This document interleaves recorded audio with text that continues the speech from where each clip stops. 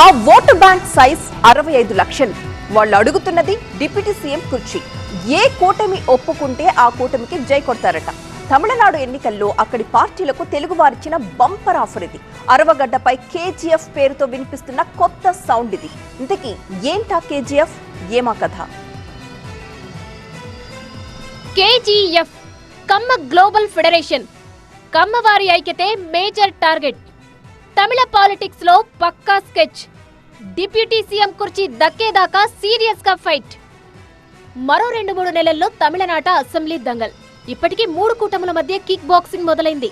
మేనిఫెస్టోలు కూడా ప్రింట్ అయిపోయి ఏ ఒక్క ఓటు బ్యాంకును తేలిగ్గా తీసుకోకూడదన్న కమిట్మెంట్ తో ఉన్నాయి.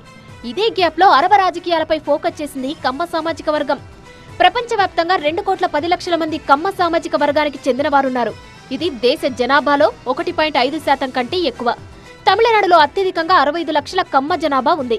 అందుకే అక్కడి రాజకీయాల్లో సత్తా చాటడానికి ఓ అడుగు ముందుకేసినట్టుంది కమ్మ సెక్టార్. ఇందులో భాగంగా ఏర్పాటైందే కేజీఎఫ్ కమ్మ గ్లోబల్ ఫెడరేషన్. ప్రపంచవ్యాప్తంగా కమ్మ నాయుళ్లు, చౌదరి వర్గాల ఐక్యతను సాధించడమే కేజీఎఫ్ లక్ష్యబట. కొన్ని రంగాల్లో మేము వెనుకబడతా ఉన్నాం. మాకు ఘనమైన చరిత్ర ఉంది. వర్తమానం పర్వాలేదు, కానీ భవిష్యత్తు అనేది ప్రశ్నార్థకరం. మా యొక్క భవిష్యత్తుని మేము బలోపేతం చేసుకోవడానికి, మన యొక్క పిల్లల భవిష్యత్తుని బాగా ఉండటానికి ఒక ఐకమత్యం, యూనిటీ, ఒక గ్లోబల్ ప్లాట్ఫామ్ అంటూ మాకు అవసరమని భావించి ఏర్పాటు చేసిన సంస్థ ఈ కమ్మ గ్లోబల్ ఫెడరేషన్. ఈ యొక్క కేజీఎఫ్